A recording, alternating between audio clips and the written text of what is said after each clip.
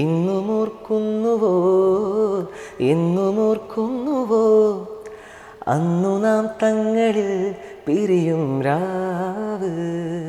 ക്ലാസ്സിലിരുന്നതിനെക്കാട്ടും കൂടുതൽ ഒരു പക്ഷേ കോളേജിൽ കൺസേർട്ടിൽ പാടാനും അതുപോലെ തന്നെ അർജിത് സിംഗിന്റെ പാട്ടുകൾ പാടാൻ ശ്രമിക്കാറുണ്ട്. എനിക്ക് ഭയങ്കര ഇഷ്ടമാണ് അർജിത് സിംഗിന്റെ പാട്ടുകളൊക്കെ ഭയങ്കര ഇഷ്ടമാണ്. എൻ്റെ വലിയൊരു ആഗ്രഹമാണ് അർജിത് സിംഗിന്റെ ലൈവ് ഇത്ര ഏകദേശം ഒക്കെ ഉണ്ടോ എന്ന് ചോദിച്ചാൽ അപ്പം എൻ്റെ വോയിസിനും പറ്റിയ പാട്ടാണോ എന്ന് ഞാൻ ആദ്യം നോക്കും.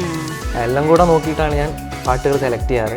എവിടെയെങ്കിലും എത്താൻ തന്നെ കാരണം ചിലപ്പോൾ ആ ഒരു കൺസേർട്ടൊക്കെ ആയിരിക്കും. കാരണം എന്താ പറയുക, ഞാൻ അവിടെ നിന്നാണ് കുറച്ചും കൂടെ പെൺകുട്ടികൾ ഒത്തിരി പുറകെ നടന്നിട്ടുണ്ടാവൂലേ എന്നുള്ളതാണ്. കുഴപ്പമില്ല. കോളേജ് പ്രണയം എനിക്ക് ഉണ്ടായിട്ടില്ലേ? സത്യം എനിക്കറിയില്ല. എന്താ പറയാ കുട്ടികളൊക്കെ വന്നിട്ട് കമ്മിറ്റഡ് ആണ് എന്ന് പറയും, അങ്ങനെ പറയും. പക്ഷേ അല്ല. മിഴിവാതിൽ ചാരും നാണം പതിയെ ഞാൻ തഴുകവേ ഇനി നീയുണ്ടെന്നും കൂടെ നിലവേകാൻ തിങ്കളേ. എന്നാലും ഇത്ര നല്ല പാട്ട് ഇട്ടിട്ട് എന്തിനാണോ കൂട്ടിയിട്ടിട്ട് പോയത് എന്നാണ് ഞാൻ. മ്യൂസിക് ഡയറക്ടേഴ്സ് പ്ലേ ബാക്ക് സിംഗിങ്ങിനൊക്കെ കോൺടാക്ട് ചെയ്യാറുണ്ടാവില്ലേ? ഇതുവരെ അങ്ങനെ കോൺടാക്ട് ചെയ്തിട്ടില്ല. ഔസേപ്പച്ചൻ സാറ് ഷെയർ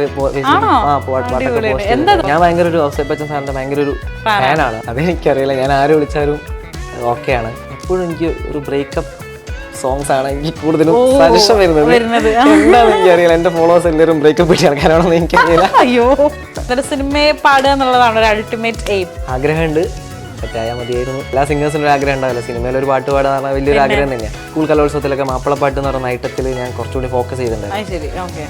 നീല നിലവെ ഫസ്റ്റ് കവർ ചെയ്യുന്ന ഒരു പക്ഷേ ഞാനായിരിക്കും. ചെറുപ്പം മുതൽ അച്ഛൻ ഇങ്ങനെ രാവിലൊക്കെ 4 മണിക്ക് എണീപ്പിക്കും. ഞാൻ വെള്ളത്തിലൊന്നും ഇരുന്നില്ല. വീട്ടിൻ്റെ അടുത്തൊരു കനാലുണ്ടായിരുന്നു. ഇടയ്ക്ക് ഞാനൊന്ന് ട്രൈ ചെയ്തിട്ടുണ്ടായിരുന്നു. കഴുത്തറ്റ വെള്ളത്തിലൊക്കെ ഇട്ടിട്ട് ഇങ്ങനെ 1 മണിക്കൂറൊക്കെ ഞാൻ ചെറുപ്പത്തിൽ പ്രാക്ടീസ് ചെയ്യണം രാവിലെ. പിന്നെ പ്രാക്ടീസൊക്കെ നിന്ന് പിടിക്കാനേ പറ്റില്ല. ഫുൾ പാട്ട് തന്നെ ഓരോ അന്ന് ചിലപ്പോൾ കേട്ട പാട്ടൊക്കെ ഫുള്ള് മനസ്സിലുണ്ടാകും. എനിക്ക് പറ്റുന്നില്ല. വേറൊരു കാര്യം എനിക്ക് ചിന്തിക്കാൻ പോലും പറ്റില്ല മ്യൂസിക് ഇല്ലാണ്ട് വേറൊരു കാര്യം എന്ന് പറഞ്ഞാൽ. വാട്സാപ്പ് വഴി ഇംഗ്ലീഷ് പഠിക്കാൻ ഇംഗ്ലീഷ് കഫേ ഉള്ളപ്പോൾ ഇംഗ്ലീഷ് ഒരു വിഷയമേ അല്ല. English cafe presents you the perfect English.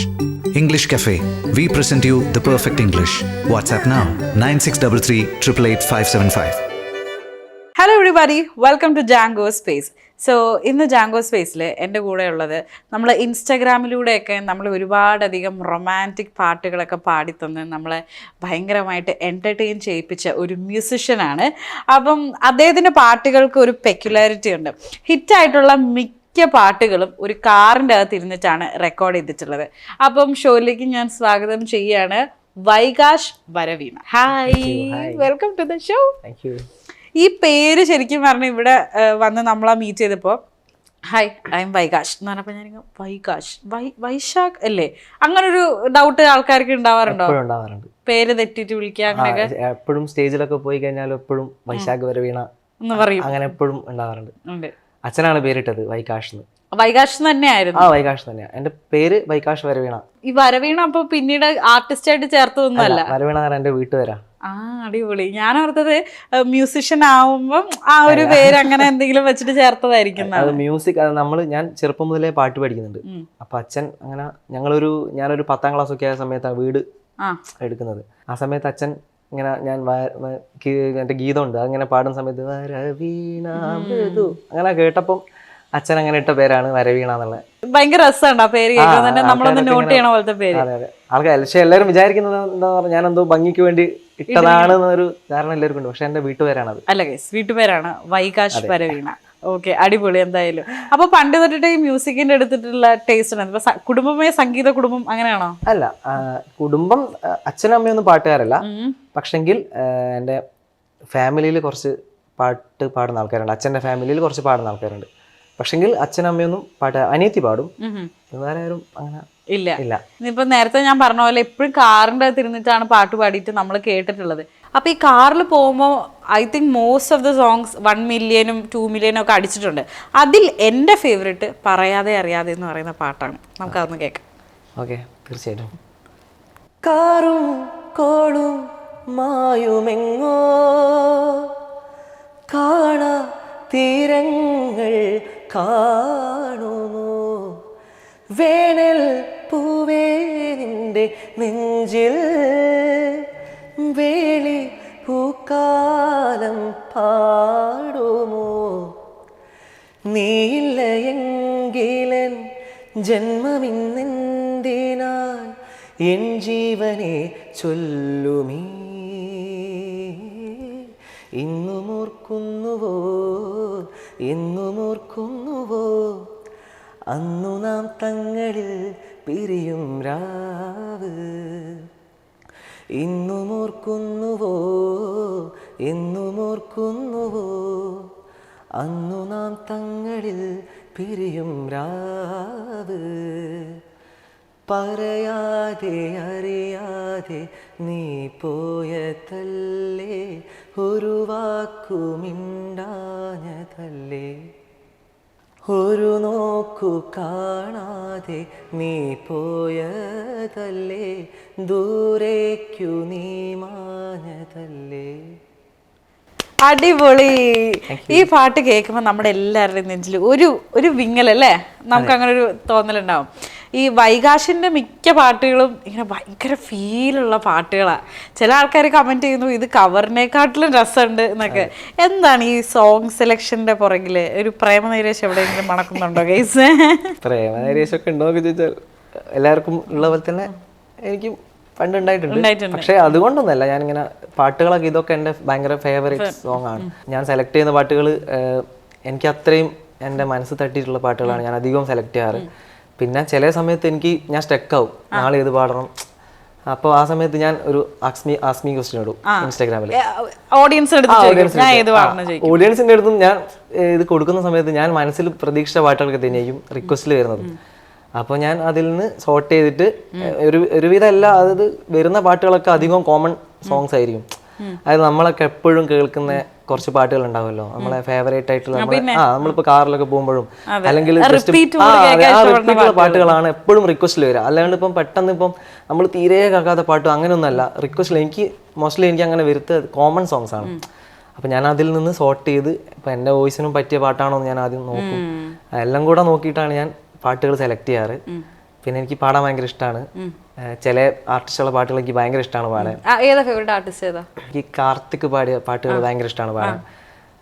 പിന്നെ ഹരിഹരൻ സാറ് പാടിയ പാട്ടുകൾ പാടാൻ ഇഷ്ടമാണ്. ഹരിശങ്കർ പാടിയ പാട്ടുകൾ ഇഷ്ടമാണ്. അത് എനിക്ക് എൻ്റെ വോയിസിൽ എനിക്ക് പാടാൻ എനിക്ക് അതായത് കുഴപ്പമില്ലാണ്ട് പാടാൻ പറ്റുമെന്ന് തോന്നുന്ന ആർട്ടിസ്റ്റുകളൊക്കെയാണ്. പിന്നെ നജീം അർഷാദിൻ്റെ പാട്ടുകളൊക്കെ ട്രൈ ചെയ്തിട്ടുണ്ട്.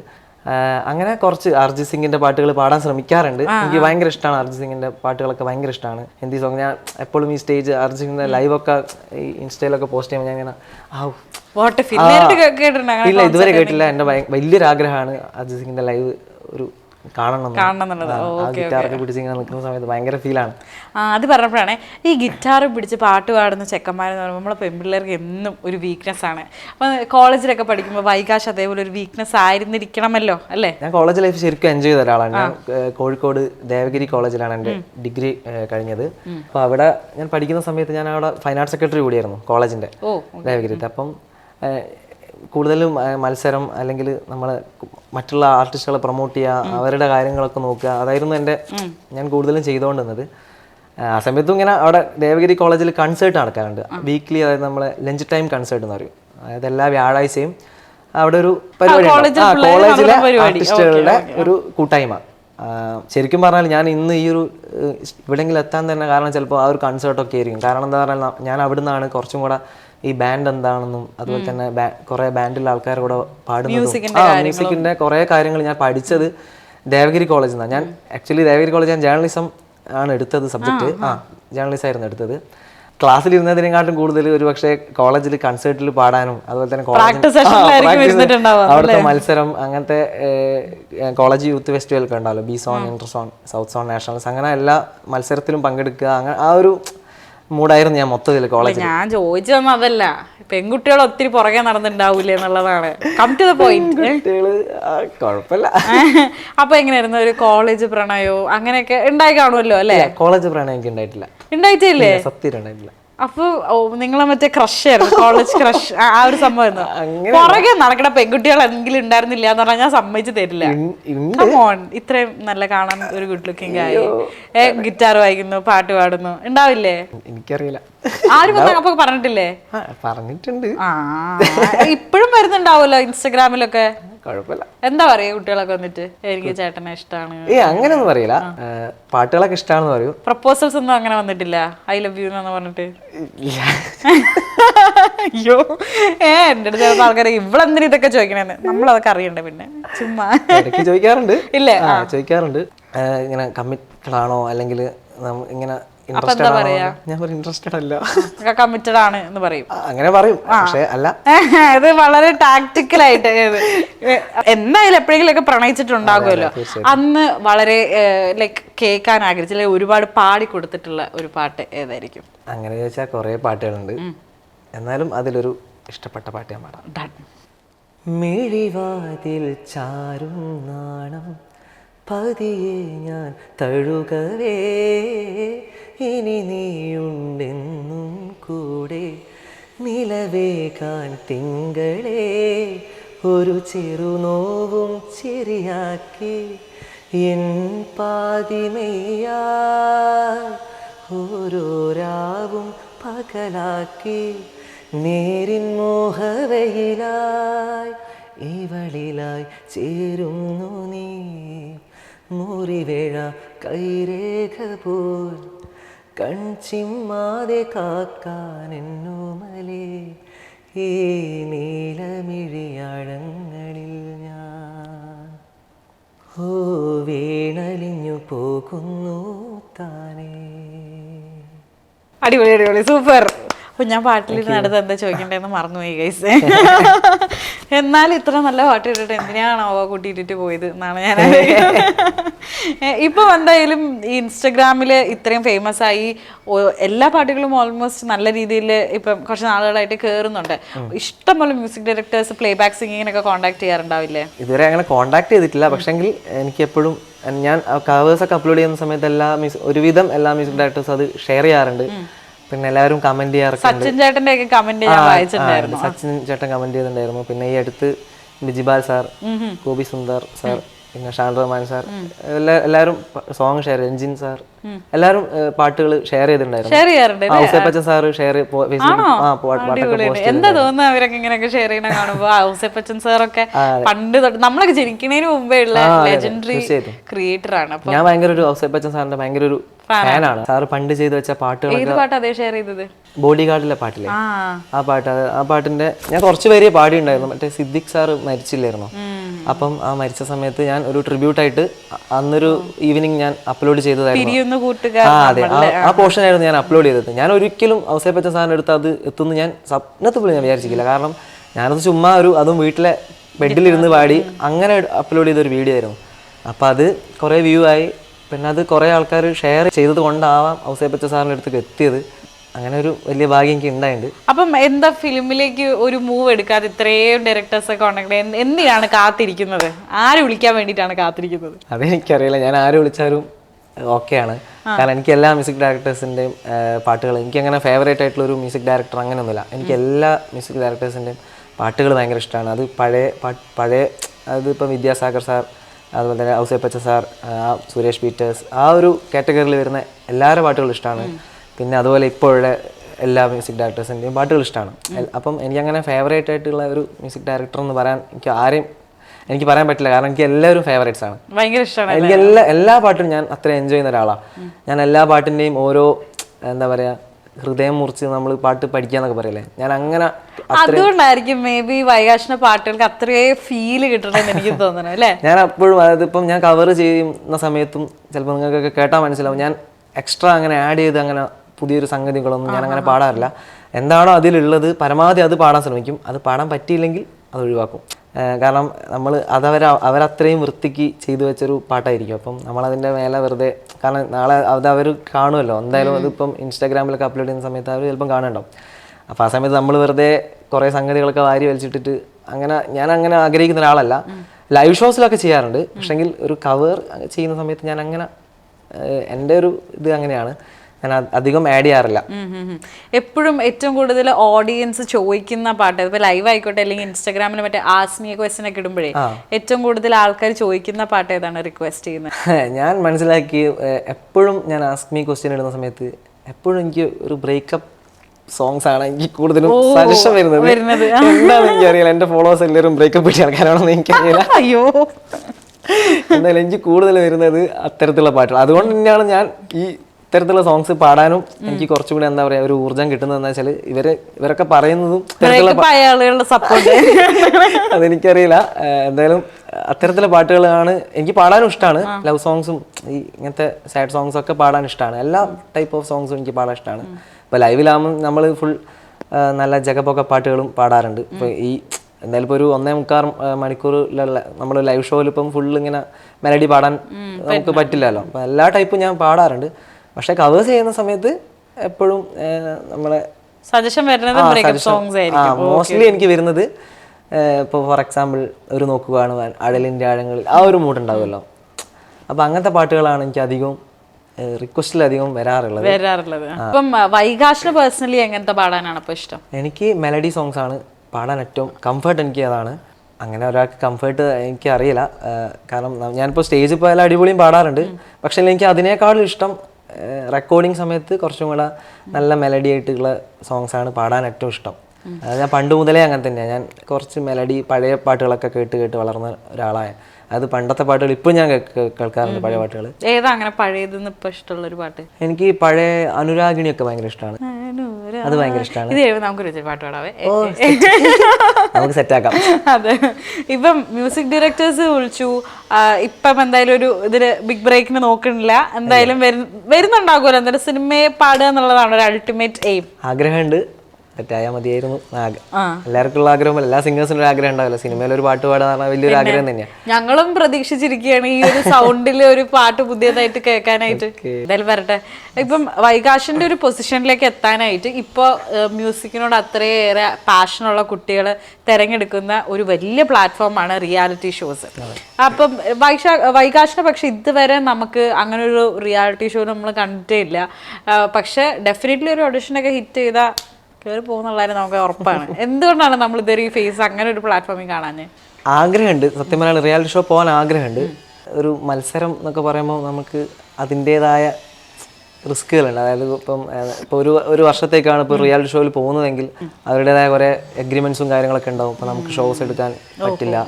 സാധാരണ ഇപ്പോൾ വൈകാശിനെ മാതിരിയുള്ള മ്യൂസിക്കിനോട് ഇത്ര പാഷനുള്ള ആൾക്കാർ ഇപ്പോൾ വൈകാശം നിൽക്കുന്ന ഈ ഒരു ഫെയിമിലേക്ക് എത്തിപ്പെടാനായിട്ട് യൂസ് ചെയ്യുന്ന ഒരു പ്ലാറ്റ്ഫോമാണ് റിയാലിറ്റി ഷോസ്. പക്ഷേ ഈ ഒരു ഫേസ് നമ്മളിപ്പം അധികം റിയാലിറ്റി ഷോസിൽ നമ്മൾ കണ്ടിട്ടില്ല. യെറ്റ് റിയാലിറ്റി ഷോയുടെ ഒരു സപ്പോർട്ട് ഇല്ലാണ്ട് ഈ ഒരു സക്സസ്സിലേക്ക് എത്തിപ്പെട്ടു. അപ്പോൾ അതെന്തുകൊണ്ടാണ് അതങ്ങനെ? അതോ ഇതിനു മുമ്പ് പങ്കെടുത്തിട്ടുണ്ടോ എന്തെങ്കിലും? അതെ, ഞാൻ ചെറുപ്പത്തിൽ പങ്കെടുത്തിട്ടുണ്ടായിരുന്നു. 2014 രാവിലെ മീഡിയ ആണ്. അതിൽ ഞാൻ സീസൺ 4 ഫൈനലിസ്റ്റ് ആയിരുന്നു. ചെറിയ തയ്യാറെടുപ്പാണ്. ആ സമയത്ത് ഞാൻ അതായത് റിയാലിറ്റി ഷോ മാപ്പിളപ്പാട്ടൊക്കെ ഞാൻ സ്കൂൾ കലോത്സവത്തിലൊക്കെ മാപ്പിളപ്പാട്ട് എന്ന് പറയുന്ന ഐറ്റത്തിൽ ഞാൻ കുറച്ചുകൂടി ഫോക്കസ് ചെയ്തിട്ടുണ്ടായിരുന്നു. അപ്പം അതുകൊണ്ട് തന്നെ എനിക്ക് ഓഡീഷൻ സമയത്ത് മാപ്പിളപ്പാട്ടൊക്കെ പാടിയപ്പം മീഡിയ വണ്ണിലേക്ക് പെട്ടെന്ന് സെലക്ഷൻ കിട്ടി. അങ്ങനെ എനിക്ക് തോന്നുന്നു 1.5 വർഷം ആ റിയാലിറ്റി ഷോ മൊത്തം ചെയ്തിട്ടുണ്ടാവും. ഭാഗ്യം കൊണ്ട് ഫൈനലെത്തി. ഒരുപാട് പേര് എന്നെ സപ്പോർട്ട് ചെയ്തിട്ടുണ്ടായിരുന്നു. സ്കൂൾ പഠിച്ച അന്ന് +2 പഠിക്കുക. അന്നും ക്ലാസ്സിൽ കയറിയില്ല. റിയാലിറ്റി ഷോ കയറി കഴിഞ്ഞാൽ പിന്നെ ക്ലാസ്സും കാര്യങ്ങളൊക്കെ പ്രശ്നമാണ്. പിന്നെ സ്കൂള് നല്ല കുറേ ടീച്ചേഴ്സ് ഉണ്ടായിരുന്നു. പ്രത്യേകിച്ച് പറയുകയാണെങ്കിൽ സീനിയർ ടീച്ചർ, എനിക്ക് ടീച്ചറൊക്കെ എന്നെ അത്രയും സപ്പോർട്ട് ചെയ്യുന്നുണ്ട്. കാരണം സ്കൂൾ സമയത്തൊക്കെ ഇങ്ങനെ ക്ലാസ്സിലൊന്നും വരാണ്ട് നമുക്കൊരു അറ്റൻഡൻസ് കിട്ടുക എന്ന് പറഞ്ഞാൽ അതൊരു ഭാഗ്യമാണ്. അപ്പം ഞാനങ്ങനെ കുറേ എനിക്ക് ക്ലാസ് മിസ്സായിട്ടുണ്ട് +2 സമയത്ത്. അങ്ങനെ ആ +2 തന്നെ ഈ റിയാലിറ്റി ഷോ കഴിഞ്ഞിട്ടുണ്ട്. ഞാൻ എനിക്കൊന്ന് +1 കഴിഞ്ഞപ്പോഴായിരുന്നു ഈ റിയാലിറ്റി ഷോൻ്റെ ഓഡീഷൻ നടന്നത്. അങ്ങനെ അത് കഴിഞ്ഞ് പിന്നെ മൈലാഞ്ചി മൊഞ്ച് എന്ന് പറയുന്ന റിയാലിറ്റി ഷോ ഉണ്ടായിരുന്നു. അതും മാപ്പിളപ്പാട്ട്. അത് ഞാൻ ഈ സീനിലേ ഉള്ള ഒരാളല്ലായിരുന്നു. അത് സിനിമാ പാട്ട് എന്ന് പറയുന്ന ഒരു സംഭവത്തില് അതെന്താ നമ്മള് സ്റ്റാർ സിംഗർ പോലെയുള്ള ടോപ്പ് സിംഗർ തീരെ കുഞ്ഞു കുട്ടികളുടെ അല്ല, എന്നാലും സ്റ്റാർ സിംഗർ, സൂപ്പർ സിംഗർ ഒക്കെ പോലെയുള്ള റിയാലിറ്റി ഷോസ് ഉണ്ടല്ലോ, അതിലേക്കൊന്നും അപ്പൊ എന്താണ് വരാഞ്ഞത്? പിന്നെ ഞാൻ ഇതുവരെ ട്രൈ ചെയ്തിട്ടില്ല ഓഡീഷൻ. അതായത് ഈ ഓഡീഷൻ ഉള്ള സമയത്ത് ഒന്നെങ്കിൽ ഞാൻ അറിയാണ്ട് പോകും. ഓഡീഷൻസ് ഞാൻ അധികം അറിയാറില്ല. പിന്നെ ഫ്രണ്ട്സ് അങ്ങനെ ആരെങ്കിലും പറഞ്ഞിട്ട് ഞാൻ ചില റിയാലിറ്റി ഷോയിലൊക്കെ പോയിട്ടുണ്ട്. അത് ഓഡീഷന് പോയിട്ടുണ്ട്. അതും ഈ മാപ്പിള റിയാലിറ്റി ഷോ ആണ് അധികം വന്നത്. അല്ലാണ്ടുള്ള ഇങ്ങനത്തെ സ്റ്റാർ സിംഗർ പോലത്തെ റിയാലിറ്റി ഷോയിലൊന്നും ഞാൻ ഇതുവരെ ഓഡീഷന് പങ്കെടുത്തിട്ടില്ല. ഇനി അടുത്ത ഘട്ടത്തിൽ എനിക്ക് പങ്കെടുക്കാൻ ആഗ്രഹമുണ്ട്. അല്ലേ, പക്ഷെ ഇപ്പൊ ഇത്രയും ഞാൻ നേരത്തെ പറഞ്ഞില്ലേ, കുട്ടികൾ റിയാലിറ്റി ഷോയിൽ പോകുന്നത് വൈകാശ് ഇപ്പൊ നിൽക്കുന്ന പോലെ ഒരു പൊസിഷനിൽ നിൽക്കാനായിട്ടാണ്. You are already there. ഇനിയിപ്പോ അങ്ങനെ റിയാലിറ്റി ഷോയുടെ ആവശ്യം ഉണ്ടെന്ന് തോന്നുന്നുണ്ടോ? നമ്മുടെ ശബ്ദം മ്യൂസിക് ഡയറക്ടേഴ്സ് കേൾക്കുക, അത്രയും പ്രഗത്ഭരായിട്ടുള്ള ആൾക്കാരുടെ മുമ്പിൽ നിങ്ങൾ ഒരു പാട്ടിന് 1 മില്യൺ വെച്ചെടുത്ത് നിങ്ങൾ എത്ര ആൾക്കാരുടെ മുമ്പിലാണ് പാടുന്നത് എപ്പോഴേക്കും ചിന്തിച്ചിട്ടുണ്ടോ? അല്ല, എന്നാലും നമ്മളെ ഇപ്പം ഇൻസ്റ്റാഗ്രാം ഇപ്പം എടുത്തു പറയുകയാണ്. ഇപ്പം ഇൻസ്റ്റാഗ്രാം ചിലപ്പം വീട്ടിലെ അമ്മേനെ പോലത്തെ ആൾക്കാരൊന്നും ചിലപ്പോൾ ഇൻസ്റ്റാഗ്രാം തുറക്കണമെന്നില്ല. പക്ഷെ അവരൊക്കെ ചിലപ്പം സ്റ്റാർ സിംഗറും കാണോ. ഓ അതെ, സ്റ്റാർ സിംഗറും ഈ കേരളത്തിലെ മറ്റേ സരിഗമപ്പ അങ്ങനത്തെ പരിപാടികളൊക്കെ ഈ നമ്മള് അച്ഛനമ്മ അങ്ങനത്തെ വീട്ടിലുണ്ട് ഒരു ടോപ്പ് സിംഗർ സംഘം. കുട്ടികളുടെ പാട്ട് അതാ ഞാൻ പറഞ്ഞത്, ടോപ്പ് സിംഗറൊക്കെ. അപ്പം ഇത്തരത്തിലുള്ള പരിപാടികൾ കൂടുന്നുള്ള ഫെയിം എന്ന് പറഞ്ഞാൽ നമ്മളെ അച്ഛനമ്മ അമ്മമ്മ അവർക്കൊക്കെ അറിയണമെങ്കിൽ ഒരു പക്ഷേ ഫാമിലി ആൾക്കാർക്കൊക്കെ അറിയണമെങ്കിൽ റിയാലിറ്റി ഷോയിൽ തന്നെ പോകണം. കാരണം അവർ അപ്പം വിചാരിക്കും റിയാലിറ്റി ഷോയിലൊക്കെ ഉണ്ടല്ലേ. അല്ലാണ്ട് ഇപ്പം ഞാൻ ചെയ്യുന്നതെന്ന് വെച്ചാൽ കുറച്ചുകൂടി യൂത്ത് ആയിട്ടുള്ള എനിക്ക് തോന്നുന്നത് അങ്ങനെയാണ്. കാരണം നമുക്ക് മെസ്സേജൊക്കെ വരുമ്പോൾ തന്നെ മനസ്സിലാവും. കാരണം ഏകദേശം ഒരു ചെറുപ്പക്കാരൊക്കെ തന്നെ എനിക്ക് അധികം മോസ്റ്റ്ലി മെസ്സേജ് അയക്കാറുള്ളത്. അങ്ങനെ ഏജ്ഡ് ആയിട്ടുള്ള ആൾക്കാർ വളരെ കുറവാണ്. അത് അങ്ങനെ എന്തെങ്കിലും ഉണ്ടെങ്കിൽ തന്നെ അത് ചിലപ്പോൾ പുറത്തുനിന്നുള്ള എൻക്വയറീസ് കാര്യങ്ങളൊക്കെ ആയിരിക്കും. കാരണം കുറച്ച് ഗൾഫിൽ നിന്നൊക്കെ ഷോസ് എൻക്വയറീസും കാര്യങ്ങളൊക്കെ ആയിട്ടുള്ള അങ്ങനെ എൻക്വയറീസ് ഒക്കെ ഉണ്ടെങ്കിലേ മെസ്സേജ് വരുള്ളൂ. അല്ലാണ്ട് ആ ഒരു ഏജിലുള്ള ആൾക്കാർ അങ്ങനെ വന്നിട്ടില്ല. മകൻ ഇത്ര സ്റ്റാർ ആണ്, ഇൻസ്റ്റാഗ്രാമിൽ ഇത്ര താരമാണെന്നുള്ള കാര്യം വീട്ടുകാർക്ക് അറിയില്ല. വീട്ടുകാർക്ക് ഇതിനു മുന്നേ എനിക്ക് വേറൊരു കഥ ഉണ്ടായിരുന്നു. എനിക്ക് ആദ്യം വേറൊരു ഇൻസ്റ്റാഗ്രാം ഉണ്ടായിരുന്നു. ഞാനിപ്പം ഈ ആക്റ്റീവായി നിൽക്കുന്ന ഞാനിപ്പോൾ കുറച്ചൊരു 3 മാസമായിട്ടേ ഉള്ളൂ ഞാനിങ്ങനെ കണ്ടിന്യൂസ്ലി റീൽസൊക്കെ ഇൻസ്റ്റാഗ്രാമിൽ അപ്ലോഡ് ചെയ്യാൻ തുടങ്ങിയിട്ട്. അതിന് മുന്നേ എനിക്ക് 2 വർഷം മുൻപേ വേറൊരു അക്കൗണ്ട് ഉണ്ടായിരുന്നു. ആ അക്കൗണ്ട് ഡിസേബിൾ ആയിപ്പോയി, അത് പോയി. അപ്പം അങ്ങനെ ഒരു അക്കൗണ്ട് എനിക്കുണ്ടായിരുന്നു. അപ്പം ഞാനിങ്ങനെ എനിക്കൊരു ഞാൻ ആദ്യം യുക്കുലേലെ വെച്ചിട്ടായിരുന്നു കവേഴ്സ് ചെയ്യാറ്. അപ്പം ഞാൻ ചെന്നൈയിൽ മ്യൂസിക് പ്രൊഡക്ഷൻ പഠിക്കുന്ന സമയമായിരുന്നു. അതായത് ഒരു 2.5 വർഷം മുൻപേ. അപ്പം ആ സമയത്ത് ചെന്നൈയിൽ നിന്ന് ഞാനിങ്ങനെ യുക്കുലേലൊക്കെ വായിച്ച് കവേഴ്സൊക്കെ ഇങ്ങനെ അന്ന് റീൽസൊക്കെ എനിക്ക് തോന്നുന്നു വന്നിട്ടേ ഉള്ളൂ. അത് അങ്ങനെ ആൾക്കാരൊന്നും പാടിയൊന്നും അപ്ലോഡ് ചെയ്യാത്തൊരു സമയമായിരുന്നു അത്. ആ സമയത്ത് ഞാൻ റീൽസൊക്കെ പാടി അപ്ലോഡ് ചെയ്യുന്ന സമയത്ത് പെട്ടെന്ന് ഇത് ആൾക്കാരിലേക്ക് 5 ലക്ഷം 6 ലക്ഷം 7 ലക്ഷം വ്യൂ ആവും. അത് പെട്ടെന്ന് അത് ഞാൻ ഇന്ന് അപ്ലോഡ് ചെയ്താൽ ഞാൻ നാളെ ആകുമ്പോഴത്തേക്ക് ഇത് 5 ലക്ഷം ഉണ്ടാവും. അപ്പം ഞാനിങ്ങനെ ഇതെന്താ സംഭവം എനിക്ക് മനസ്സിലാകുന്നില്ല. അപ്പം ഞാനങ്ങനെ ആദ്യം വീട്ടിൽ നിന്ന് ചുമ്മാ പാടിയിട്ടതായിരുന്നു. പിന്നെ ഞാൻ എൻ്റെ ഫ്രണ്ട്സ് ഉണ്ട്, അതായത് നമ്മളെ ക്യാമറ ഒക്കെ ചെയ്യുന്ന എൻ്റെ മാനേജർ അരുൺ സത്യൻ, പിന്നെ നമ്മളെ എഡിറ്റ് ചെയ്യുന്ന ശരൺ. അപ്പോൾ ഇവരെന്നോട് പറഞ്ഞു, എടാ നമുക്ക് ഇങ്ങനെ വെറുതെ പാടിയിട്ടുണ്ടാ, നമുക്ക് ക്യാമറയിൽ വീഡിയോ എടുക്കാമെന്ന് പറഞ്ഞു. അങ്ങനെ എൻ്റെ നാട്ടിൽ നിന്ന് തന്നെ ഞങ്ങൾ അവൻ്റെ ക്യാമറയിൽ ജസ്റ്റ് ഇങ്ങനെ യുക്കുലേലൊക്കെ വെച്ച് വായിച്ചിട്ട് കുറച്ച് റീൽസ് അപ്ലോഡ് ചെയ്തു. അങ്ങനെ അതൊക്കെ ഇങ്ങനെ കയറാൻ തുടങ്ങി. അതായത് എനിക്കൊന്നൊരു 10-20 റീൽസ് അപ്ലോഡ് ചെയ്തിട്ടുണ്ടാവും കണ്ടിന്യൂസ്ലി. ആ സമയത്ത് തന്നെ എൻ്റെ അക്കൗണ്ട് പോയിപ്പോൾ എനിക്കെന്തോ ഒരു ഇൻസ്റ്റയിൽ ഒരു ലിങ്ക് വന്ന്. ആ ലിങ്ക് ഓപ്പൺ ആക്കിയപ്പോൾ എൻ്റെ അക്കൗണ്ട് അക്കൗണ്ട് വാസ് കോംപ്രമൈസ്ഡ് എന്ന് പറഞ്ഞിട്ട് ആകെ ഞാൻ തളർന്നു പോയി. കാരണം അക്കൗണ്ട് ഇങ്ങനെ സെറ്റായി വരുന്ന സമയത്ത് അതൊരു ആർട്ടിസ്റ്റിനെ സംബന്ധിച്ച് എനിക്ക് തോന്നുന്ന ഒരു സോഷ്യൽ മീഡിയ എന്ന് പറയുന്ന സംഭവം അത്ര ഇമ്പോർട്ടൻ്റ് ആണെന്നുള്ളത് എനിക്ക് അന്ന് മനസ്സിലായി. കാരണം എന്താ പറഞ്ഞാൽ എനിക്കൊന്നുമില്ലാണ്ട് ഇപ്പോൾ ഒരാൾക്ക് മെസ്സേജ് അയക്കാൻ പറ്റുന്നില്ല. കുറേ ഈ പറഞ്ഞ മ്യൂസിക് ഡയറക്ടേഴ്സും ഫിലിം ഡയറക്ടേഴ്സും ആർട്ടിസ്റ്റുകളും ഇഷ്ടംപോലെ ആൾക്കാർ മെസ്സേജ് അയച്ചതും ഒക്കെ ഈ അക്കൗണ്ടിലായിരുന്നു. കാരണം ഞാൻ പറഞ്ഞല്ലോ കണ്ടിന്യൂസ്ലി ഞാൻ റീൽസ് അങ്ങനെ അപ്ലോഡ് ചെയ്യുന്ന ഒരു സമയമായിരുന്നു. അപ്പോൾ അത് തന്നെ എനിക്കത് ഇപ്പോഴും എനിക്കതൊരു ഷോക്കാണ് സത്യം പറയാണെങ്കിൽ. കാരണം എന്താ പറഞ്ഞാൽ ഇപ്പം ഈ അക്കൗണ്ട് ഉള്ളപ്പോഴും എനിക്കതൊരു ഈ അക്കൗണ്ട് പോവുമോ? കാരണം ഒരു പ്രാവശ്യം നമുക്ക് അക്കൗണ്ട് പോയി കഴിഞ്ഞാൽ അത് ഭയങ്കര ടെൻഷനാണ്, ഒരു പേടി എപ്പോഴും പേടി. കാരണം എന്തെങ്കിലും ഒരു ലിങ്ക് ഒക്കെ വന്നു കഴിഞ്ഞാൽ ഞാനിങ്ങനെ നോക്കും ഇതെന്താണ്. ലിങ്കിൽ ക്ലിക്ക് ചെയ്തപ്പോഴാണ് എനിക്ക് ഇതിങ്ങനെ പറ്റിയത്. യുവർ അക്കൗണ്ട് വാസ് കോംപ്രമൈസ്ഡ് എന്ന് പറഞ്ഞിട്ട് പിന്നെ എനിക്ക് തുറക്കാനേ പറ്റുന്നില്ല. ഇപ്പോഴും ആ അക്കൗണ്ട് ഇൻസ്റ്റാഗ്രാമിലുണ്ട്, പക്ഷെ എനിക്ക് ലോഗിൻ ചെയ്യാൻ പറ്റുന്നില്ല. തിരിച്ചെടുക്കാൻ പിന്നെ നോക്കിയില്ല. ഒരുപാട് ട്രൈ ചെയ്തു ഞാൻ ഇതിനെപ്പറ്റി അറിയുന്ന ഒരുപാട് ആൾക്കാരെ കോൺടാക്ട് ചെയ്തു. ഞാൻ അവർക്ക് പാസ്വേഡും എൻ്റെ ഫോൺ നമ്പേഴ്സും ഒക്കെ ഞാൻ അവർക്ക് അയച്ചു കൊടുത്തു. പക്ഷേ ഒരു രക്ഷയില്ല, അക്കൗണ്ട് കിട്ടിയില്ല. അതെനിക്ക് ഭയങ്കര ഒരു നഷ്ടമായിട്ടുണ്ട്. കാരണം അന്ന് ഞാൻ വർക്ക് ചെയ്യുന്ന പോലെ അന്ന് ഞാൻ വർക്ക് ചെയ്തതായിരുന്നു ഓൾറെഡി. ഞാൻ ചെന്നൈയിൽ പഠിക്കുന്ന സമയത്ത് ഒരു പക്ഷേ അന്ന് ഞാൻ കണ്ടിന്യൂസ്ലി അത് അപ്ലോഡ് ചെയ്തിട്ടുണ്ടായിരുന്നെങ്കിൽ ഇന്നൊരു പക്ഷേ കുറച്ചും കൂടെ ആൾക്കാർക്ക് എന്നെ അറിയാൻ പറ്റുമായിരുന്നു. കാരണം ഇപ്പോഴും ആ അക്കൗണ്ട് പോയ കാര്യം ഇപ്പോഴും കുറേ ഓഡിയൻസിനത് അറിയില്ല. കാരണം ഇപ്പോൾ എനിക്ക് ഇടയ്ക്ക് മെസ്സേജ് വരുന്നുണ്ട്, നിങ്ങൾ പുതിയ അക്കൗണ്ട് തുടങ്ങിയോ?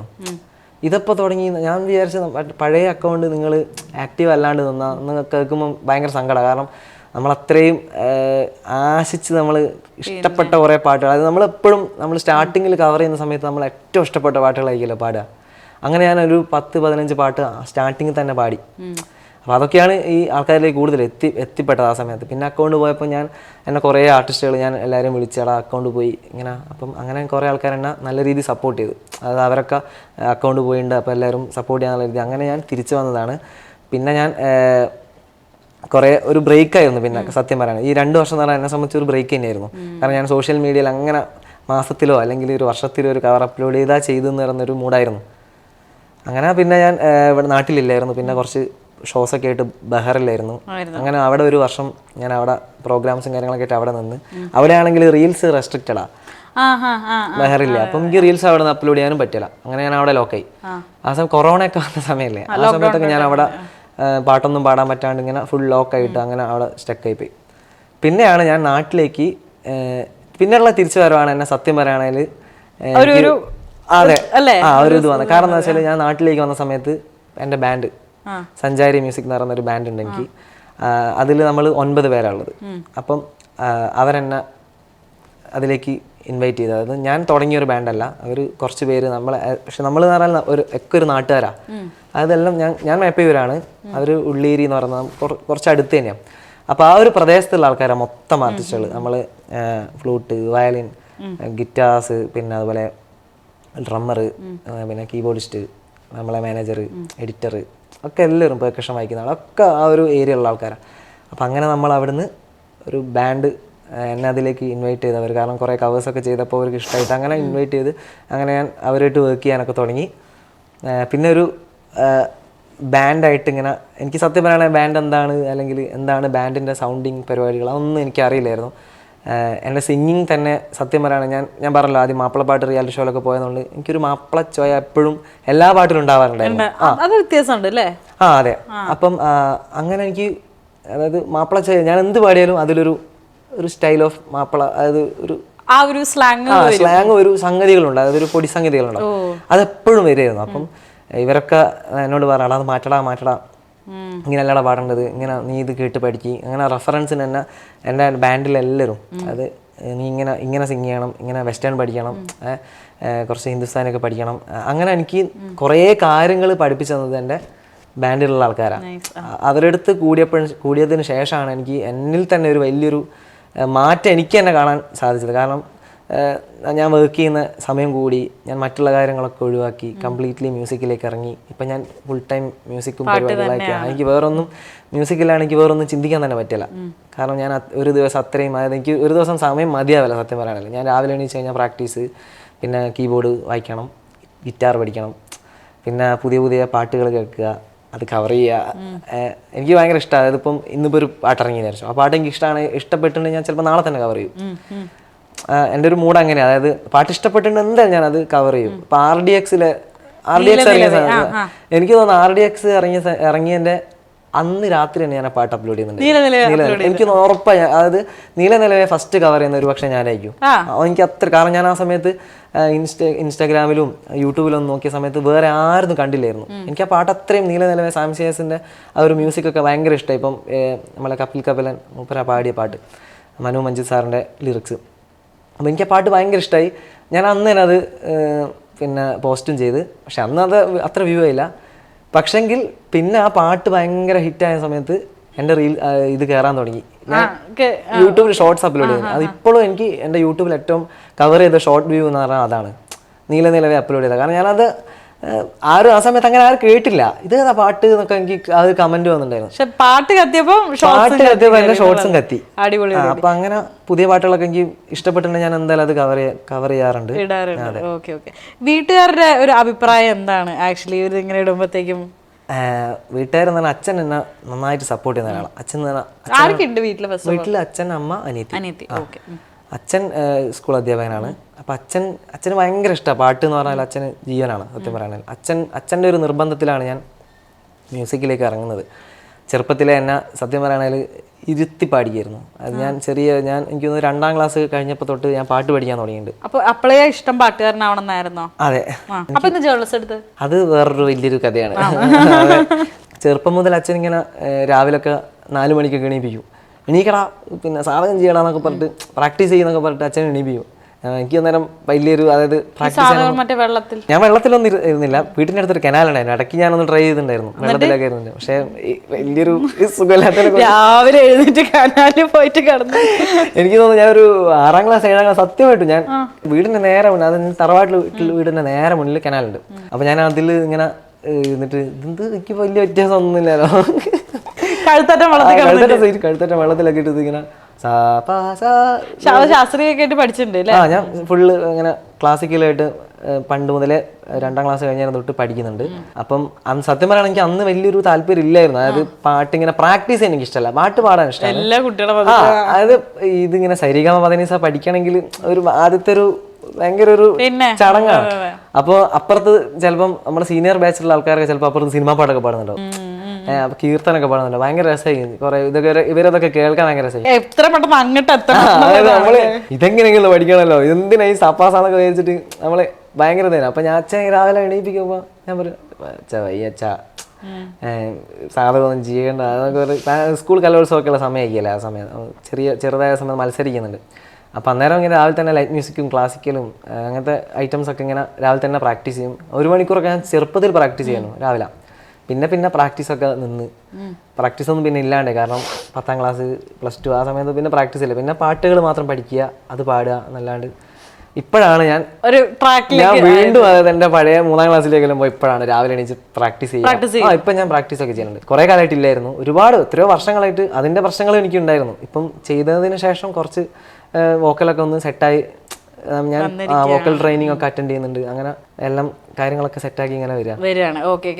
അമ്മയും നല്ല സപ്പോർട്ട്. അമ്മയും നല്ല സപ്പോർട്ടാണ്. പക്ഷെ അമ്മയ്ക്ക് എന്ന് പറഞ്ഞാൽ അമ്മയ്ക്കൊരു പേടി എപ്പോഴും മ്യൂസിക് കൊണ്ട് ഇങ്ങനെ എന്തെങ്കിലും നീ ഒരു ജോലി സെറ്റ് ആക്കണം ഇപ്പോഴും പറയും. ഇന്നലെ കൂടി പറഞ്ഞിട്ടുണ്ട്. അപ്പോൾ അമ്മയ്ക്ക് ഭയങ്കര ടെൻഷനാണ്. അമ്മയ്ക്ക് ഭയങ്കര ഇഷ്ടമാണ്. അമ്മ ഇപ്പോൾ ഞാനൊരു പാട്ടൊക്കെ മറ്റേ സ്റ്റോറിയൊക്കെ ഇട്ട് കഴിഞ്ഞാൽ അമ്മ അപ്പം മെസ്സേജ് അയക്കും, നിന്റെ പാട്ട് എവിടെ, അത് വീഡിയോ എടുത്ത് അത് എനിക്ക് സെൻഡ് ചെയ്യും, എനിക്ക് സ്റ്റാറ്റസ് ഇടണമെന്നുണ്ട്. അമ്മയ്ക്ക് സ്റ്റാറ്റസ് ഒക്കെ ഇടാൻ ഭയങ്കര ഇഷ്ടമാണ്. പക്ഷേ എന്താ വെച്ചാൽ അമ്മയ്ക്കൊരു ടെൻഷൻ വേറെ ഒന്നല്ല, നമ്മൾ എല്ലാ രക്ഷിതാക്കൾക്കും ഉള്ള പോലെ തന്നെയുള്ള ഒരു ചെറിയ ടെൻഷൻ അമ്മയ്ക്കും. കാരണം 10-25 വയസ്സാവുന്നത്, അപ്പം ജോലി എല്ലാ മ്യൂസീഷ്യൻസിൻ്റെ എനിക്ക് തോന്നുന്നു എല്ലാവർക്കും ഉള്ളൊരു പ്രശ്നമാണത്. എനിക്ക് പരിചയത്തിലുള്ള എല്ലാ സിംഗേഴ്സിനും ഉള്ള വീട്ടിൽ നിന്നുള്ള ആൾക്കാരും വീട്ടിൽ നിന്നുള്ള ഒരു പ്രഷർ അതാണ്. പക്ഷേ അവർക്ക് ഞാനൊരു ടൈം കൊടുത്തിട്ടുണ്ട്. അതായത് നിങ്ങൾ ഇത്ര സമയം എനിക്ക് ഞാൻ ഇപ്പോഴല്ലേ വർക്ക് ചെയ്യുന്നത്. കാരണം ഇത്രയും കാലം വർക്ക് ചെയ്യാത്തത് അവർ തന്നെ കണ്ടിട്ടുണ്ട്. കാരണം ഞാൻ കുറേ പരിപാടി ചെയ്തതെന്ന് പറഞ്ഞാൽ നമുക്ക് വർക്ക് ചെയ്യാന്നുള്ളതിനും എനിക്കങ്ങനെ തോന്നിയില്ല. കാരണം വർക്ക് ചെയ്യാന്ന് പറഞ്ഞാൽ അത് വേറെ തന്നെയാണ്. നമ്മൾ കുറേ പഠിക്കുക, കുറേ കാര്യങ്ങൾ എക്സ്പ്ലോർ ചെയ്യുക, കുറേ മ്യൂസിക് എന്ന് പറഞ്ഞാൽ ഒരു കടലാണ് ശരിക്കും പറഞ്ഞാൽ. കുറേ പഠിക്കാൻ ആകുമ്പോൾ ഒരുപാട് പഠിക്കാനുണ്ട്. അപ്പം ഞാനിപ്പോഴും ഓരോ ദിവസം അതിന്റെ സൈഡിൽ ഇരിക്കുകയാണ്, ഏതോ ഒരു സൈഡിലാണ്, ഒരു കോണിൽ എങ്ങനെയാണല്ലേ സൈഡിൽ ഞാൻ ചൂണ്ടയിട്ടോട്ടെ. അവസ്ഥയാ. നമ്മളൊന്നും എവിടെയല്ല, കാരണം നമ്മൾ എന്നിട്ട് പഠിക്കാൻ നിൽക്കുക. അങ്ങനെ കുറേ കാര്യങ്ങൾ പഠിക്കാനുണ്ടല്ലോ. എനിക്ക് ഭയങ്കര ഇഷ്ടമാണ് മ്യൂസിക്. എനിക്ക് വേറൊന്നും പഠിക്കാൻ ഇൻട്രസ്റ്റും ഇല്ല, എനിക്ക് വേറൊന്നും പഠിക്കാൻ പറ്റുകയില്ല. കാരണം ഞാൻ പറഞ്ഞല്ലോ, ജേർണലിസം ഞാൻ ആ വഴി പോയതായിരുന്നു. ഡിഗ്രി സമയത്ത് ഞാൻ ജേർണലിസത്തിൽ ചേർന്നുണ്ടായിരുന്നു. പക്ഷെങ്കിൽ ഞാൻ MA-ക്കും ചേർന്നുണ്ടായിരുന്നു, ഒഴിവാക്കി. അതെ, ഞാൻ ഫറൂഖ് കോളേജിൽ, കോഴിക്കോട് ഫറൂഖ് കോളേജിൽ MA ഒരു 2 മാസം ഞാൻ ക്ലാസ് അറ്റൻഡ് ചെയ്ത്. പിന്നെ എനിക്ക് മനസ്സിലായി എൻ്റെ ടേസ്റ്റ് അല്ല, ടാസ്ക് ആവും. കാരണം ഇതുകൊണ്ട് എനിക്ക് വേറെ പ്രത്യേകിച്ച് ഉപയോഗങ്ങളൊന്നും ഇല്ല. ഇൻട്രസ്റ്റ് അതെ അതെ അതെ, എനിക്ക് അത് അന്നേരം എനിക്ക് മനസ്സിലായില്ല. പക്ഷേ ക്ലാസ്സിൽ കുറേ ഇരുന്ന് നമ്മൾ വർക്കൊക്കെ ചെയ്യുന്ന സമയത്താണ് നമ്മൾ പാട്ടൊക്കെ ഇങ്ങനെ ആരെങ്കിലും ഒരു പാട്ടൊക്കെ വെച്ച് കഴിഞ്ഞാൽ ചിലപ്പോൾ പാട്ട് തന്നെ എനിക്ക് മനസ്സിലുണ്ടാകുക. ചിലപ്പോൾ പഠിക്കാതിരിക്കുമ്പം പഠിക്കാനേ പറ്റില്ല, ഫുൾ പാട്ട് തന്നെ ഓരോ അന്ന് ചിലപ്പോൾ കേട്ട പാട്ടൊക്കെ ഫുള്ള് മനസ്സിലുണ്ടാകുക. അതെനിക്ക് എപ്പോഴും എനിക്ക് പറ്റുന്നില്ല. വേറൊരു കാര്യം എനിക്ക് ചിന്തിക്കാൻ പോലും പറ്റില്ല മ്യൂസിക് ഇല്ലാണ്ട്. വേറൊരു കാര്യം എന്ന് പറഞ്ഞാൽ ഇപ്പോൾ കാറിലായാലും വീട്ടിലായാലും ഒക്കെ ഞാൻ ഫുൾ ടൈം മ്യൂസിക് ഇങ്ങനെ കേൾക്കുക. അത് തന്നെയാണ് എനിക്കിഷ്ടം. എല്ലാ ടൈപ്പും, അതായത് ഇന്ന ജോണർന്നൊന്നുമില്ല, എല്ലാ പാട്ടും ഇഷ്ടമാണ്. എന്തായാലും അമ്മ പേടിക്കണ്ട, അമ്മയ്ക്കൊരു ഇൻസ്റ്റാഗ്രാം അക്കൗണ്ട് നമ്മൾ തുടങ്ങിയിട്ടുണ്ടായിരിക്കും. അമ്മയുടെ മകൻ ഓൾറെഡി ഒരു സ്റ്റാർ ആണ്, അതുകൊണ്ട് അമ്മയ്ക്ക് യാതൊരുവിധ പേടിയും വേണ്ട. ഓക്കെ, അപ്പം ഈ ഇൻഡസ്ട്രിയിലേക്ക് വന്നതിന് ശേഷം ഞാൻ അറിഞ്ഞു വിധുചേട്ടൻ്റെ ഒപ്പം അല്ലെ ബാൻഡിൽ വർക്ക് ചെയ്യുന്നുണ്ട്. മെയിൻ സ്ട്രീമിലേക്ക് ഇറങ്ങി വന്നപ്പം ഏതൊക്കെ മ്യൂസിഷ്യൻസിനെയാണ് കാണാനിടയത്? അതായത് വിധുചേട്ടനൊക്കെ ആയിട്ട് മീറ്റ് ചെയ്തിട്ടുണ്ടോ? അതെ അതെ, വിധുചേട്ടനെയും പിന്നെ ദീപ്തി ചേച്ചിനൊക്കെ ഞാൻ ഈയിടെ കൊച്ചിയിൽ വന്നപ്പം എൻ്റെ ഒരു പ്രാക്ടീസ് സെക്ഷൻ ഉണ്ടായിരുന്നു ഇവിടെ, ഞങ്ങളെ ബാൻഡിൻ്റെ. അന്ന് മീറ്റ് ചെയ്തിട്ടുണ്ടായിരുന്നു. പിന്നെ ഒരുപാട് ആർട്ടിസ്റ്റുകൾ എനിക്ക് തോന്നുന്നു ഞാൻ ഇൻസ്റ്റാഗ്രാം ഈ പാട്ടുകൾ അപ്ലോഡ് ചെയ്തതിന് ശേഷം തന്നെ ഞാൻ ഒരുപാട് പേരെ എനിക്ക് മെസ്സേജ് അയക്കാറുണ്ട്. ഞാൻ ഏറ്റവും സന്തോഷം ഏത് ആർട്ടിസ്റ്റ് ടെക്സ്റ്റ് ചെയ്തപ്പോഴാണ്? ഹരിഹരൻ സാർ. എന്ത് പറഞ്ഞു അദ്ദേഹം എനിക്ക് എൻ്റെ 2 പാട്ട് ഷെയർ ചെയ്തിട്ടുണ്ടായിരുന്നു. ഏതൊക്കെയായിരുന്നു? വാക്കിംഗ് ഇൻ ദ മൂൺലൈറ്റ്, പിന്നെ എ ഹേരത്തി ആഷിക്. അത് രണ്ടും ഞാൻ സ്വപ്നത്തിൽ പോലും വിചാരിച്ചില്ല. കാരണം ജസ്റ്റ് നമ്മളിപ്പം ഇൻസ്റ്റാഗ്രാമിൽ ഇങ്ങനെ പാട്ടുകൾ അപ്ലോഡ് ചെയ്യുമ്പോൾ ജസ്റ്റ് ഒരു മെൻഷൻ ചെയ്യുമല്ലോ, അത് നമ്മളിപ്പോൾ എല്ലാവർക്കും മെൻഷൻ ചെയ്യാറുണ്ട്. പക്ഷേ അതിലിപ്പം ഹരിഹരൻ സാറിനെ പോലത്തെ ഒരാളത് ഷെയർ ചെയ്യാന്നൊക്കെ പറഞ്ഞാൽ എന്നെ സംബന്ധിച്ചത് എനിക്ക് വലിയൊരു, കാരണം സാറിൻ്റെ സിംഗിങ് ഒക്കെ പറഞ്ഞാൽ നമുക്ക് ഒരുപാട് പഠിക്കാനുള്ളൊരു സിംഗറാണ് ഹരിഹരൻ സാറിൻ്റെ പാട്ടുകളൊക്കെ. പെട്ടെന്ന് ഇങ്ങനെ പാടി ഫലിപ്പിക്കാൻ കുറച്ച് റിസ്ക്കാണ്. എന്നെ സംബന്ധിച്ച് എനിക്ക് ഭയങ്കര റിസ്ക്കാണ്. എല്ലാവർക്കും അങ്ങനെയാണോ എന്ന് എനിക്കറിയില്ല. എന്നെ സംബന്ധിച്ച് എനിക്ക് നല്ല ടാസ്ക്കാണ് സാറിൻ്റെ പാട്ടുകൾ അത് സക്സസ് ആക്കി ഒരു കവറൊക്കെ ചെയ്യുക, അല്ലെങ്കിൽ അതൊരു സ്റ്റേജിൽ പ്രസൻറ്റ് ചെയ്യുക എന്നുള്ള കുറച്ച് പണിയാണ്. ഞാൻ സാറിൻ്റെ കുറേ കവേഴ്സ് ചെയ്തിട്ടുണ്ട്. ഈ പൊയ്സല്ല കൂടാതെ അതിലൊക്കെ ഞാൻ റീസെൻ്റ്ലി ചെയ്ത അതായിരുന്നു. അതൊന്നും പക്ഷേ സാർ ഷെയർ ചെയ്തില്ല. പക്ഷേ ഈ 2 പാട്ടുകളാണ് ഷെയർ ചെയ്തത്. ഞാൻ ഒരുപാട് പാട്ട് സാറിന് പാടിയിട്ടുണ്ട്, പക്ഷെങ്കിൽ ഈ 2 പാട്ട് സാറ് ഷെയർ ചെയ്തു. അതിൽ ഞാൻ ഭയങ്കര ഹാപ്പിയാണ്. നേരത്തെ പറഞ്ഞിട്ടുണ്ടായിരുന്നു sir one of the favourite singers ആണെന്ന്. ഓക്കെ, അപ്പോൾ എന്തായാലും ഇനിയിപ്പോൾ കുറേ നേരം നമ്മൾ ഷോ വൈൻഡപ്പ് ചെയ്യാൻ പോവുകയാണ്. വൈൻഡപ്പ് ചെയ്യുന്നതിന് മുമ്പ് ഈ പൊയ്സല്ല കൂടാതെ കാതിൽ നമുക്കൊന്ന് കേട്ട് വൈൻഡപ്പ് ചെയ്യാം. അപ്പോൾ ഇത് കഴിഞ്ഞ് ഞാൻ വൈൻഡപ്പ് പറയുന്നില്ല, നമ്മൾ എന്തെങ്കിലും വൈൻഡപ്പ് ചെയ്യണം ഗൈസ്. പുതിയൊരു എപ്പിസോഡ് കാണുന്നതായിരിക്കും. ടാറ്റ. ഇനി നിങ്ങൾ ദയവായിട്ട് പാട്ട് കേട്ടോളൂ. അയ്യോ തപ്പിത്തായ് കൺമൂടി തേടത്താൻ கனவெங்கும் தித்தித்தாய் பொய் சொல்ல கூடாது காதலே பொய் சொன்னாலும் நீயே என் காதலி கண்களால் கண்களில் நியாயமாக்கினாய் கைகளால் கைகளில் ரேகை மாற்றினாய் பொய்யொன்றை ஒப்பித்தாய் ஐயோ தப்பித்தாய் கண்மூடி தேடத்தான் கனவெங்கும் தித்தித்தாய். കായലിൻ പ്രഭാതഗീതങ്ങൾ കേൾക്കുമീ തുഷാരമേഘങ്ങൾ കായലിൻ പ്രഭാതഗീതങ്ങൾ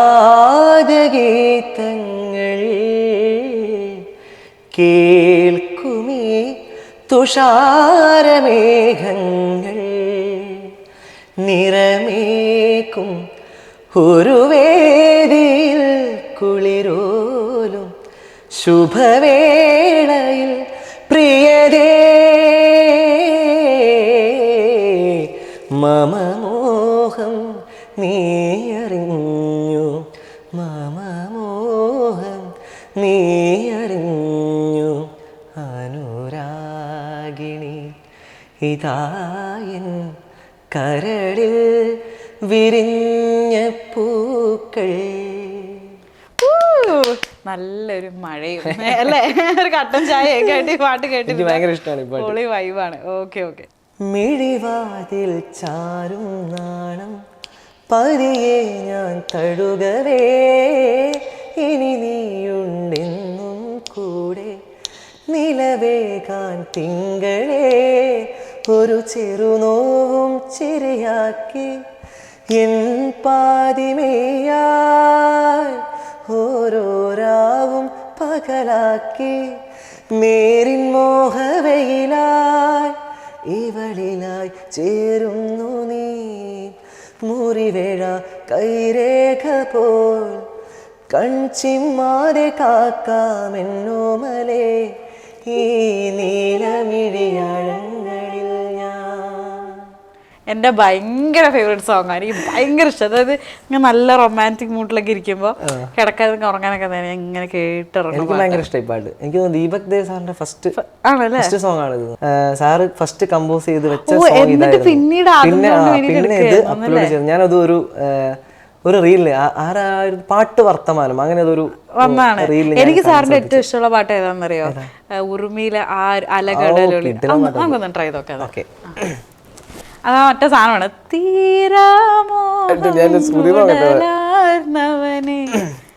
ഇരുൾ പരപ്പിൽ മുടിയിൽ തിങ്കൾ കലചൂടി പറന്നുയർന്നൊരു പൊന്നുറുമീരെ പൊന്നായി മിന്നി നീ ഏഴിമലയിലെ ഏലമലയിലെ പീലി നീർത്തും മയിലുപോൽ നീയൻ കനവിൽ കളിയാടുന്നു തീരാമോഹം ഉടലാർന്നവനെ. മിഴിയിൽ നിന്നും മിഴിയിലേക്ക് തോണി തുഴഞ്ഞ് പോയി നമ്മൾ മെല്ലെ. മഴയറിഞ്ഞില്ല ഇരവറിഞ്ഞില്ല അകമഴിഞ്ഞോ നമ്മൾ തമ്മിൽ മെല്ലെ. അണിയമായി നീ അമരമായി ഞാൻ ഉടൽ തുളുമ്പി തൂവി തമ്മിൽ മെല്ലെ. ഹർഷമായി വർഷമായി വിണ്ണിലെ വെണ്ണില തൂവലായി നാം മിഴിയിൽ നിന്നും മിഴിയിലേക്ക് തോണി തുഴഞ്ഞ് പോയി നമ്മൾ മെല്ലെ. മഴയറിഞ്ഞില്ല ഇരവറിഞ്ഞില്ല അകമഴിഞ്ഞോ നമ്മൾ തമ്മിൽ മെല്ലെ.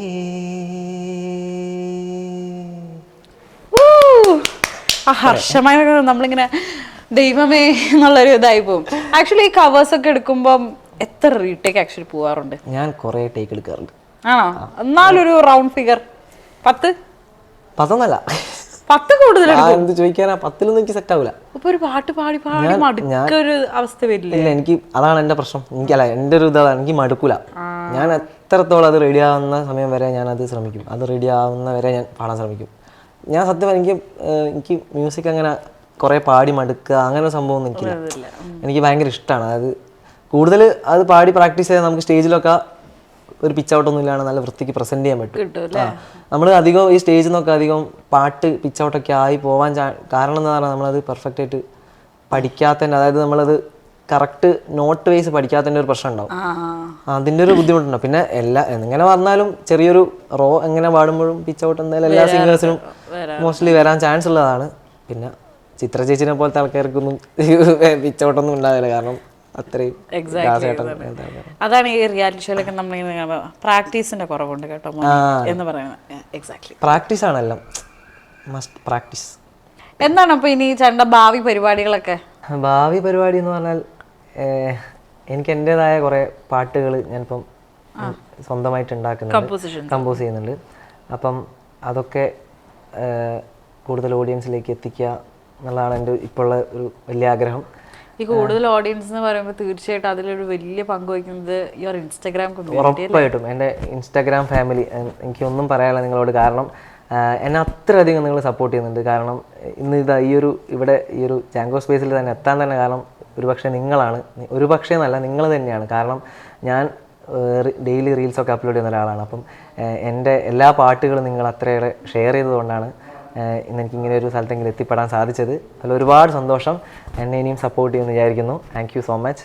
ചേട്ടൻ്റെ ബാൻഡിന്റെ പേര് സഞ്ചാരി എന്നാണ്. അപ്പം നിങ്ങൾ എങ്ങനെയാണ്, കോളേജിൽ നിന്ന് തൊട്ടിട്ടുള്ള ഫ്രണ്ട്സ് ആണോ അതോ എങ്ങനെയാണ് ഒരു ഫോർമേഷൻ ഉണ്ടായത്? നമ്മൾ കോളേജിലുള്ള ഫ്രണ്ട്സ് അല്ല, നമ്മളൊക്കെ ഒരു നാട്ടുകാരാണ്. സഞ്ചാരിയിലുള്ള നമ്മളെല്ലാ ആർട്ടിസ്റ്റുകളും ഒരു കോഴിക്കോടുള്ള എല്ലാവരും നമ്മളൊരു ഏരിയയിലുള്ള ആൾക്കാരാണ്. ഇപ്പോൾ ഈ ഒരു ഉള്ളേരി എന്നൊക്കെ പറയുന്ന ഒരു ഏരിയയിലുള്ള നമ്മൾ 9 പേരടങ്ങിയ ബാൻഡാണ് സഞ്ചാരി. എത്ര നാളായി ഇപ്പം ബാൻഡ് തുടങ്ങിയിട്ട്? ബാൻഡ് തുടങ്ങിയിട്ട് ഒരുപാട് വർഷമായി. പക്ഷേ നമ്മൾ കവേഴ്സും കാര്യങ്ങളൊക്കെ ഒന്ന് അപ്ലോഡ് ചെയ്ത് തുടങ്ങിയത് ഈ അടുത്താണ്.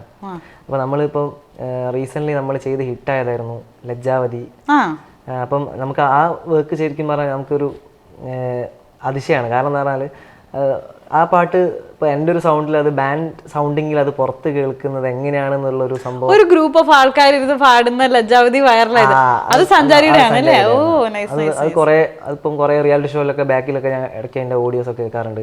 പിന്നെ ഇപ്പോൾ കുറേ ബാൻഡുകാർ ആ പാട്ടെടുത്ത് ചെയ്യുന്നുണ്ട് ഇപ്പം. അത് ഒരുപക്ഷെ എനിക്ക് തോന്നുന്നു നമ്മളാണ് ആ ഒരു ബാൻഡ് സീനിലേക്ക് അത് ആ ട്രെൻഡ് കൊണ്ടുപോകുന്നത് നമ്മൾ തന്നെയാണ് ഉറപ്പായിട്ടും. കാരണം ലജ്ജാവതി, രാക്ഷസി, പിന്നെ തിങ്കളെ പൂത്തിങ്കളെ ഇതൊക്കെ നമ്മൾ ബാൻഡ് വൈസ് ഒരു ബാൻഡ് സൗണ്ടിങ്ങിൽ ചെയ്ത പാട്ടുകളാണ്. പാട്ടിനൊക്കെ ഭയങ്കര വൈബാണ്. എത്ര നാള് ഇപ്പം ഞങ്ങളെ സഞ്ചാരിന്റെ ലൈവിലൊക്കെ എല്ലാവരും അത് ഫസ്റ്റ് സ്റ്റേജ് കയറി പാടാന്നാ ചോദിക്കുക, ലജ്ജാവതി, രാക്ഷസി, വാടാ വാടാ പയ്യ അങ്ങനെ ചോദിക്കും കറക്റ്റ്. കാരണം അവർക്കൊക്കെ അത്ര ഇഷ്ടമാണ് ആ പാട്ടുകളൊക്കെ.